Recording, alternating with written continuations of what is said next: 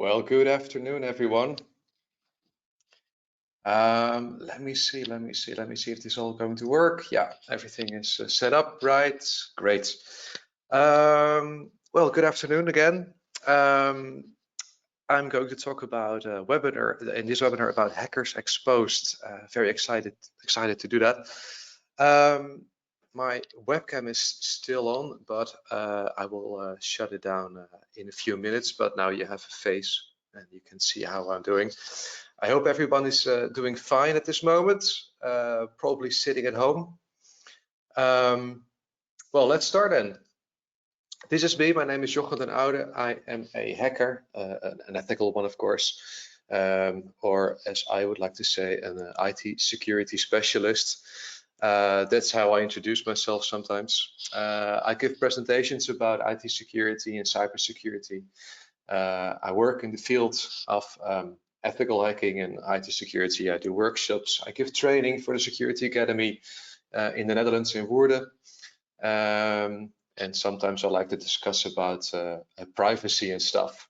So that's me. Let me see. I'm going to shut down my my cam now, so you have only slides. By the way, if there are any questions, you can please wait until the end of the webinar. I will stop the recording then, and after that you can ask questions if you want to. Thank you. Let me see. There we go.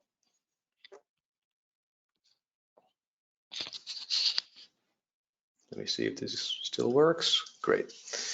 So yeah, I would like to begin my my story with some news items. Some news items I came up from the couple of weeks ago. So what has been in the news recent weeks? Well, of course, we had Zoom. Of course, they were under attack, and it wasn't safe to use it at first. Then it turned out it mainly leaked data or processed data that you that they weren't allowed to process. So Zoom had a lot of well issues lately. So well, pay attention when you use it. But Zoom has since promised to improve, so we will see how they will do. Then there was this other news item, GWK. Travelex reportedly paid 2.3 million ransom to restore operations. They were offline for a couple of weeks in the end of 2019 and the beginning of 2020. And they couldn't do anything about it. They were just, well, they were hacked. A lot of ransom were going on there, and nobody knew exactly what was going on. They didn't did any interviews or post any messages about it. There were criminals involved, and often called cyber criminals or hackers, right? And that's what I'm going to talk about, a lot of those hackers. But who or what is a hacker anyway, by the way? It seems there are always hackers behind the attacks, but yeah, well, what exactly is a hacker? The media in particular sometimes shows special hackers, so to say, right? Everyone knows the media hacker. If you would Google it, if you would Google the word hacker, you would come across something like this. For example, hackers who sit in the dark. Of course, there's falling code, like the green code, you know, the matrix style code, skulls, and of course, the black hoodie. You can't live without it. And that's how we know the hacker, right? That's how we see the hacker. And well, how do you say it? That's how we know the Hollywood hacker. Let me show you a Hollywood hacker. Let me see if I can come up with one. Here we have one. This is my Hollywood hacker. Sitting in the dark, wearing gloves, hoodie, the ski mask, everything is in place. And the reason I say Hollywood hacker is because, well, Hollywood uses the image of hackers as something really dark and special. The movies that they show you, like the one on the left, Hacker, and then we got Hackers one of the classic ones from 1995 with Angelina Jolie. That was, I think, the only reason that you should watch it. And then there's the other one, Swordfish, with John Travolta and Hugh Jackman. Well, they are about people who are using a computer, but they're not hackers. If you want to watch a movie, or sorry, a series about hackers, you should watch Mr. Robot. That's an excellent series that shows, especially in the first season, how a hacker works, and all the items that they are using and all the discussions that they're doing, they are correct. They use the right links, they use the right commands, and even the right hardware. So if you want to have a more real life experience on the screen, you should watch Mr. Robot. But if we look in, if we take, for example, a dictionary, and we look up the word hacking or hacker, we come across this: hacking, breaking into a computer. That's exactly how the dictionary sees hacking: burglary into a computer. So just stealing information. And I believe that hacking or hacker is much more than just breaking into a computer. Well, if you ask me, I think a hacker is someone with the following. You have an above average interest in technology. You want to know how things work and how you can break them and how you can fix them. And sometimes by chance, you discover something that really shouldn't happen, like by putting in some code or manipulating some number. Suddenly you are in the back end of a system. You can go into the database, for instance, or something like that, and you can use that. And that's where the ethical part comes in, for good or for evil. So if you want to get rich and you're a black hat, that's using it for evil. It's criminal. But if you're using it for good and telling the company or the website owner, like, hey, you know what? I got into your system. This or that was wrong with it. You're doing it for good. You do it more in an ethical way. But we have to think about the image that hackers have. Hackers are definitely no longer 16-year-olds trying to break into a computer somewhere in an attic or something. No, they certainly aren't that anymore. And I think they're now professionals or professional criminal groups who earn enough money by hacking. It's more, sometimes they are like the new mob, you know, the new criminals, the online criminals. So yeah, that's a part that I want to talk also want to talk about. So for instance, look at, well, hackers, cyber criminals and crooks, they all hack. Yeah, but why? For what reason? What's their motivation? So let's see what's their motivation. Well, hacking is lucrative. Hacking sometimes occurs out of a certain interest because, well, sometimes you're just bored and you come across some kind of well, online piece of code, or you read something about how a hack should work or how a program works, how you can get into a system, for instance. And a lot of young people just try those programs or little pieces of code, and they get access to a website or to a company that they shouldn't they shouldn't be able to get into, but they are. And in some case, you are just lucky. You suddenly end up in a place where you should not be actually be in. Of course, that's illegal, and you're committing a crime, right? So then the second option is that hackers hack from an ethical view, maybe some tension or a sensation, but it's not allowed. Of course, you can't just do that. You can't just hack anybody you like if you don't agree with their beliefs or something. Other hackers or other criminals want to make a point. Well, they just don't like your product, for instance, or they don't like your website, or they don't believe in what you do. And they just want to make a point that they can break your service or your server, for instance. And well, sometimes it's just because it's possible they find some old versions of software, or they find some old version of your website or something, and they just break in just for the fun of it. Or the last one, because they can benefit from it financially, because well, you can make a lot of money as a black hat hacker, somebody who's really criminal. Some examples. Credit cards go around for 100 to 150 euros or dollars.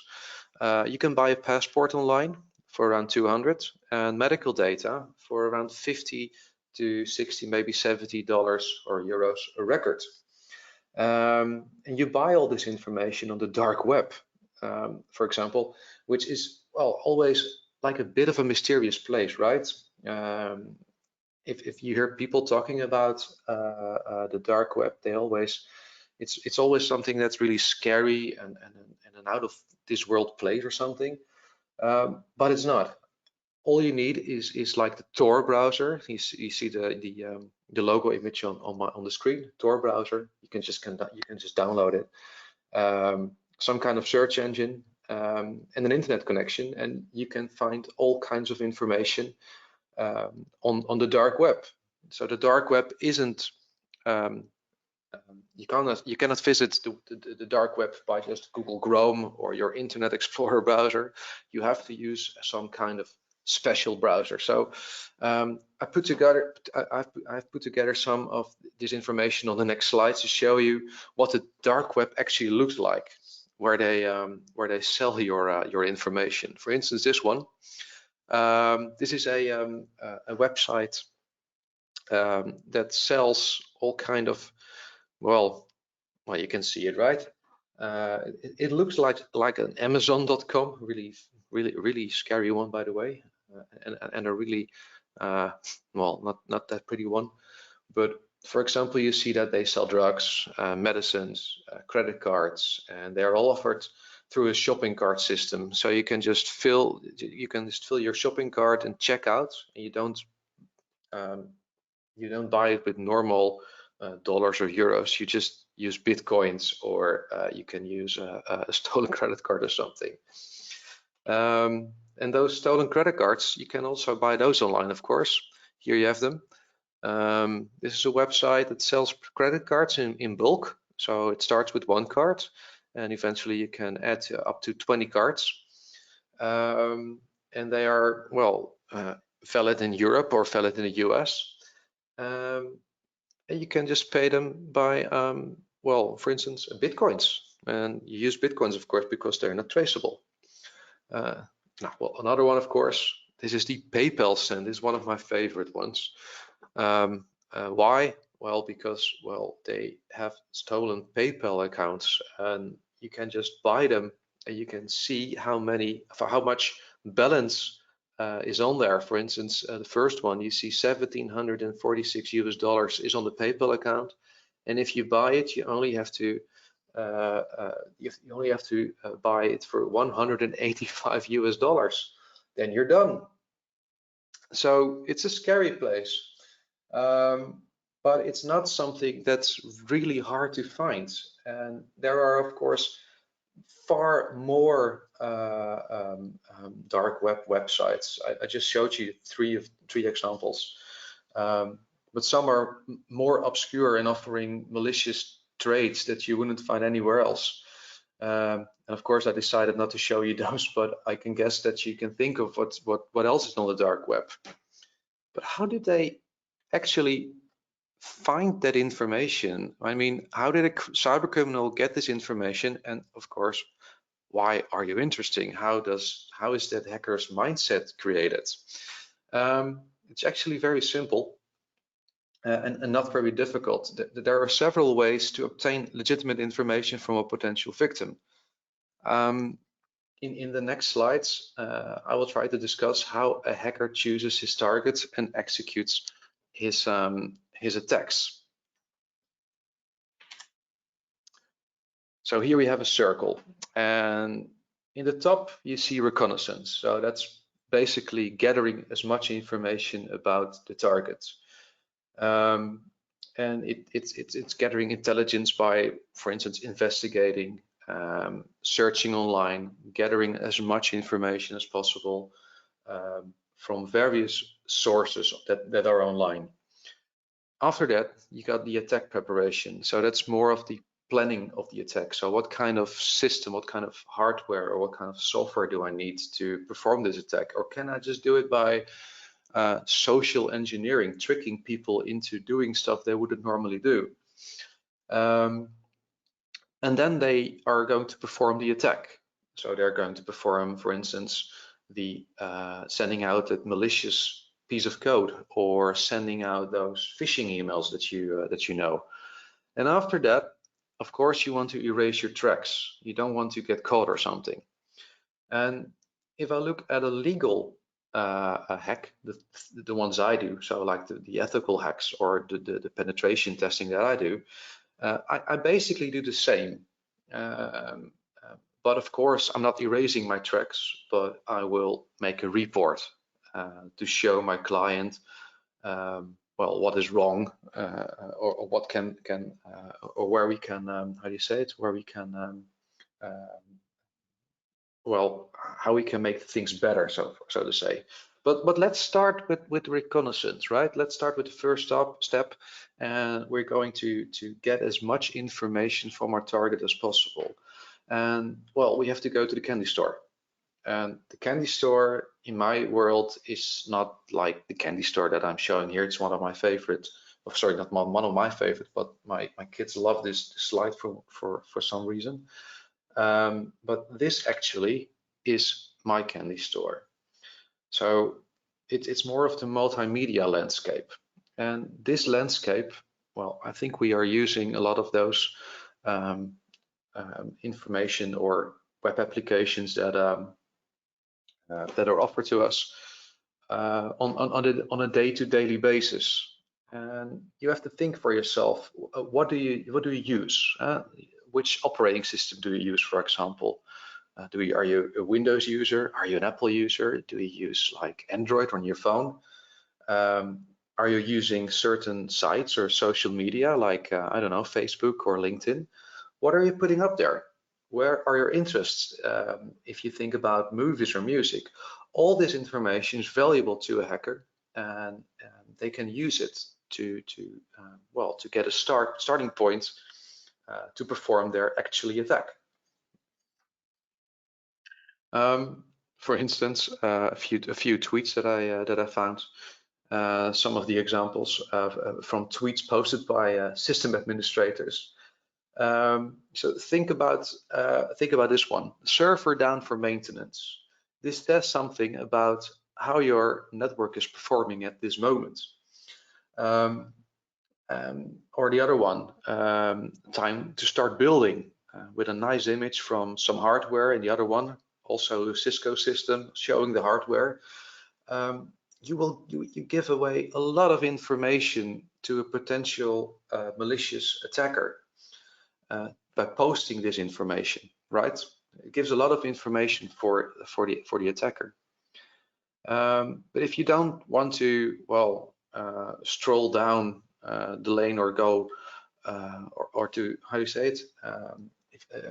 If you don't want to search each website or social media site one by one, you can, for example, use an application like Maltego. It's one of my favorite applications. You just fill in a name of a company or a target, and this program, it's almost free. It can take a lot of work off your hands because it searches in several well-known social media websites, such as Facebook, Twitter, LinkedIn, for useful information about your target.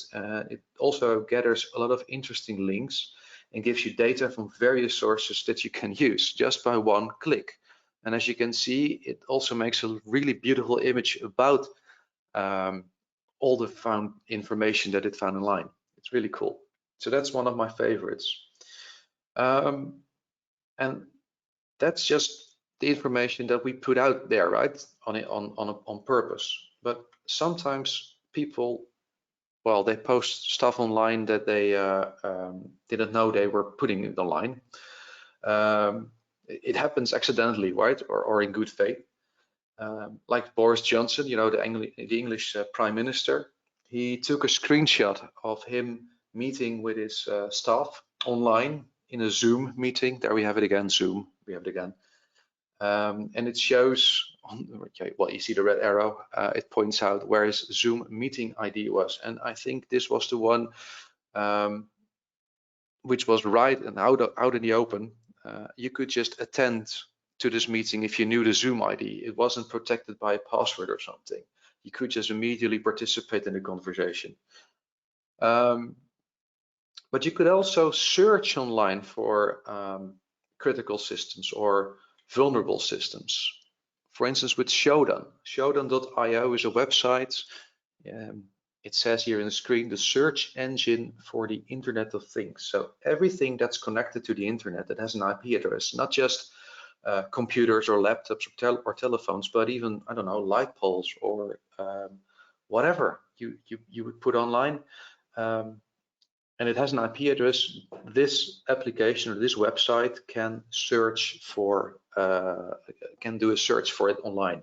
And it even shows some vulnerabilities. So it shows what kind of operating system is running. Is it outdated or is it updated? Are there open ports and stuff? So it's a really helpful system, this one, if you want to perform vulnerability scanning. And it gives you a lot of information. So yeah, what I already said, you can find anything online besides computers or laptops, maybe traffic lights or, I don't know, security cameras. And by the way, talking about security cameras, maybe you know this one as well.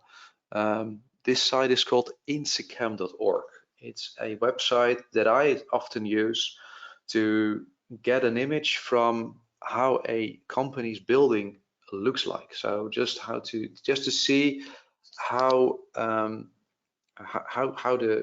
environment of a building, what it looks like.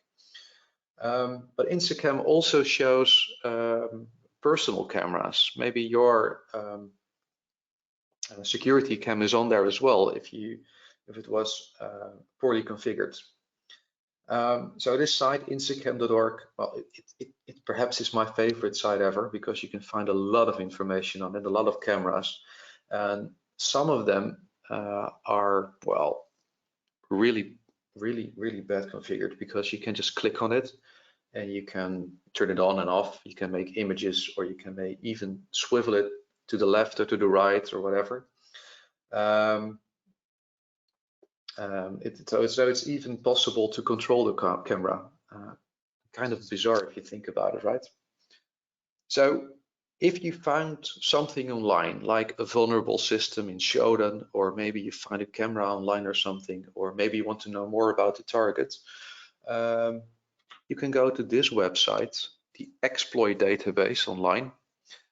And this website gives you back a lot of information about vulnerabilities, and it even gives you the exploit that you can use to exploit a vulnerability. So it gives you sort of kind of a manual how to exploit a vulnerability. It shows up to version number, to the version number, how to apply a particular exploit on a vulnerable system. And the funny thing is, all the sites that I just showed you, you can just access them, not through the Tor browser or through the dark web. You can just access them through your regular internet connection, your regular internet browser like Google Chrome or Firefox or whatever, and not the dark web that I talked about earlier. But okay, this is like the things and the stuff that you can find online, right? A lot of stuff that you can find is also out there in the garbage. For instance, we call this dumpster diving. You see the guy head first in the dumpster, and what he's looking for interesting information, because, well, there's a saying, one person's junk is another person's wealth, and sometimes you don't know what you have thrown away in value, and it can be used by hackers. I'm not lying if I tell you that malicious criminals are looking for valuable papers in garbage bins or paper bins with, for example, I don't know, login codes, passwords, or even personal data. So you have to think about how to throw it away and what you're throwing away. And if it's really valuable, hire a company that destroys documents so that malicious persons, well, can't use them any longer, right? Because, well, that is how I get my information. Well, this is a funny one, I guess. Of course, this is some kind of joke, but you can just ask for it. This is a password change sign-up sheet. So the thing is, you have to fill in your full name, the system that you want to change the password for, then the current password you're using, and then the new password that you want to use. And I think somebody just, well, I don't know, posted it somewhere in the I don't know, in the somewhere in a canteen or something. And well, maybe this works. I should try it out sometimes. But okay, eventually you have a lot of information, and if you have a lot of information, you can do the attack. So let's see what kind of attacks that we can do. Well, we have this one, for instance. We can send out phishing mails. This was a recent one because of the COVID-19 outbreak, of course. And this was one that I got as well. An attacker tries to install, of course, malicious software by just sending out a phishing email, putting in a zip file, and tries and hopes that you are going to I don't know, try to install or use, of course, the ebook. But of course, it's malicious. You shouldn't do that, of course. But if you look at how this works on the hacker side, the hacker sees something like this. He sent out about 200 emails. He can see how many people opened the email, clicked on the link, and even submitted data or used the malicious piece of code. So he knows who clicked it.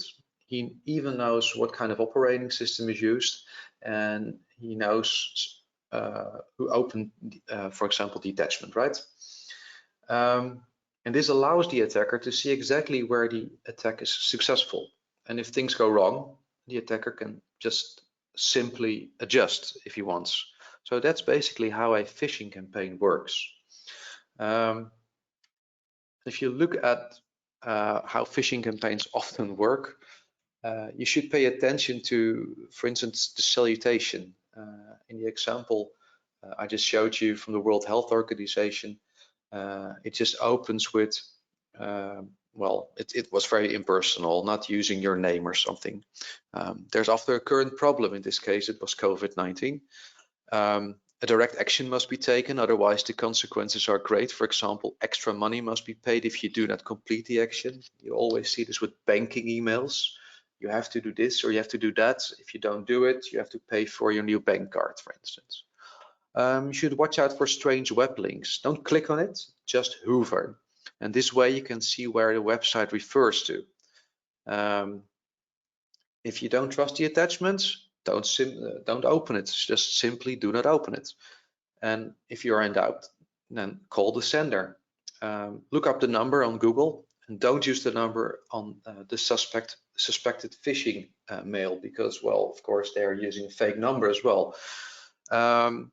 If you don't trust the attachment, just if you have downloaded the attachment, or if it's in a zip file, don't double click it, just drop it in VirusTotal. Go to virustotal.com and you can use this website to see if it scans, well, it scans the virus, or well, not the virus, but if it's a virus, it's going to be scanned. You can just simply upload the attachment to the site, and the site checks the attachment against more than 60 different virus scanners. So if it turns out to be red, don't open it, because, well, it could be something like this. And well, if you open it, then you may have become a victim of ransomware, and well, you probably have to pay. Ransomware requires a certain amount of money to release your data. Always, but most of the time it's paid in Bitcoins, and often in combination with a crypto locker, so you can't access your files anymore. Which is, well, how do you say it? Which is really annoying if you don't have the right backups. So if you don't have the backups, you probably have to pay. And that's how ransomware, or crypto lockers in combination with ransomware, well, works. And I think we all know examples of companies, large and small, that have experienced such an attack. But yeah, there are a lot of other attacks, of course. We got the DOS attack, the denial of service attack. For example, a DOS attack is an attack where you send a lot of data, huge amount of data, to a site or a server, and the attacker tries to push away the data that is legitimate to overload the service. And that's what we call, well, a DOS, a denial of service attack. But also hacking a website or putting your own content on it. This is what hackers also do. We know this as a defacing a website. And then there's, of course, stealing personal data, or so-called data breaches, or using your devices or your servers to perform other attacks as well. So these are just a few attacks, but there are many more out there. So yeah, make sure you have a good working backup, online and offline. Make sure you have a plan, know what to do if a hack has occurred. Make sure you hire the right people who understand what information is of value to you or your organization.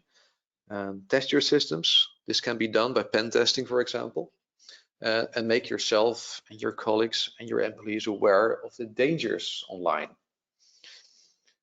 So yeah, hackers don't make holes, they just find them, right? They just find the holes.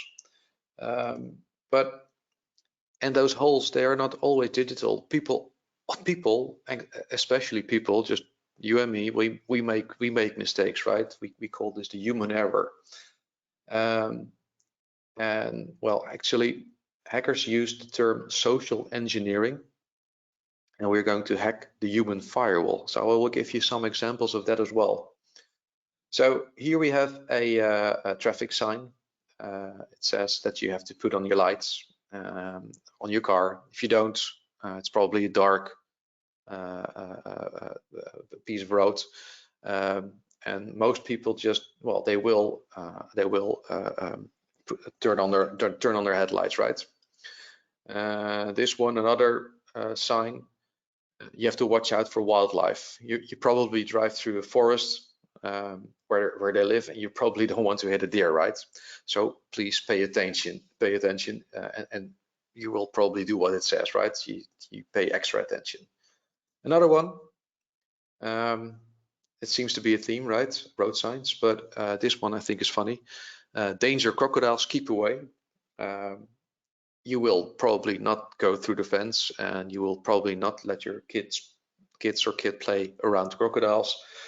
You're not going to ignore the sign, right? But what happens if I place this button in front of you and it says don't push?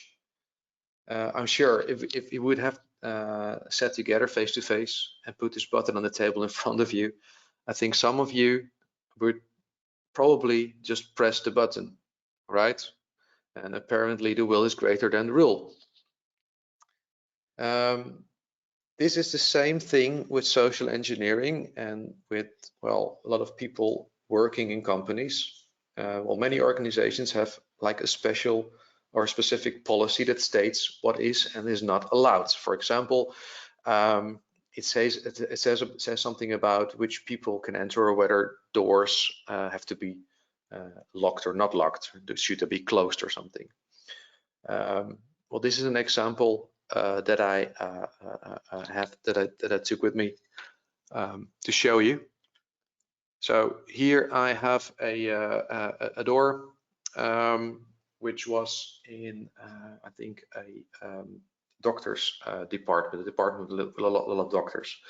And department, or this organization, this company asked me, how much data can you steal from us? This was a pen test that I performed. So they thought that I would probably grab my laptop and I would hack them digital. But no, not this time, of course. I decided to drive to the organization and pretended to be a visitor. I took the elevator upstairs, and here you see the door frame of the administration department. The department where, for instance, the salary administration is of the doctors and administration of patients. It also takes place over here. And if you pay attention, you can see the two doorbells, right, on the left of your screen. And there's also a near field communication reader, so an NFC reader is also in place. Oh, now I have it too. Oh, there they are again. Come on, sorry. But as I walked through, I saw that the door was just opened. The door was just wide open. And in one of those documents that I received from this company, it says that all doors had to be locked, especially if there was an NFC reader or a doorbell or a lock for this door. And I could just go on like this. They even used a, oh God, I have to show them again. They even used a door stopper. You see it? Just to keep the door open. So yeah, I took a stroll. I just walked around and I saw that they were also using this one. Let me see. They were using a lot of Post-its, of course. This one is just one I got from the internet. This is not the real Post-it, of course, but a lot of computers in this company had a lot of Post-its lying around, so I could just attack them from the inside out. Really easy to do, and not just digital. No, it's a human error, so to say. Another human error was in the supermarkets I come often. Here you can see a computer in the supermarket. It's unlocked, and you can simply continue where the employee left off. What can you do? Well, you can just adjust the prices, for example, but also view or adjust the stock if you like. Of course, I reported this to the manager of the supermarket, and they just, well, shrugged, and they just said, yeah, well, this is something that happens often. So I reported it to the headquarters of the supermarket, and they told me, well, if you can you make a report of it? So I made a report of it, just 2 sentences. You didn't lock your computer. Now I can simply adjust the prices. And now they made a rule. Every supermarket of this company, they have to lock their computers. So yeah, well, the thing is, hackers just think different, right? They just think different. And I think I showed that to you in a couple of examples. Just a few more. Here's one. I just was at a company. This was at a this is what a company, big company, administration office, and I was asked to perform a network check.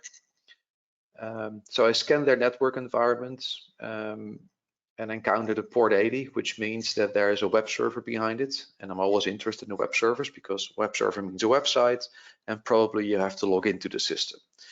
In this case, I came across this IP address, and I thought, well, username and password. Well, what could it be? What could it be? And of course, it was admin. So I just put in admin, and the following screen came up. It was a Wi-Fi web server, and if you look close enough, you see that it is an inverter for a solar panel system. And this system, well, it shows the status of the panels, how much energy has been generated, and much more interesting information. But you can also perform firmware upgrades, and well, maybe that's the most important one. You can shut down the entire system. And this system was installed on the guest network. So everybody who was a guest could find this system and could just shut down the whole system. And then the other one, this one, maybe you know it. This is a HP LaserJet. It's a printer. The printer of this kind also has a web server installed on it. So it's one of those big printers, right? And this was an employee version, so only employees could print on it. But also this one was poorly configured. So it means I could find out who was printing on the device, what kind of documents were printing, and I could also generate a list of all the accounts, so all the people that could print on it. The only thing I then needed was a list of passwords, and maybe I could hack into some more important systems. All right, the last one from the examples. This is a telephone exchange. So this is where all the incoming and outgoing phone calls come in. The system was also on a Wi-Fi network that everyone could use. It was an open network. And if you pay close attention, you can see in the right corner, you see the red button. It says admin password not set. So this means I could just log in by using the user admin without a password. So there wasn't a password, I could just log into it. So that was pretty fun because you can change the outgoing identity, which is a telephone number, and I could set it to any telephone number in the world.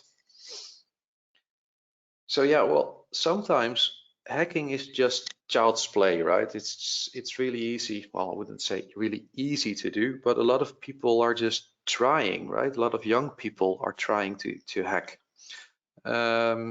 Here are some headlines. Tennessee teen identified in connection with US student government Zoom bombing. This was one from April 10. And another one, teen held in cyber attack on government sites during pandemic response. This was from the Netherlands.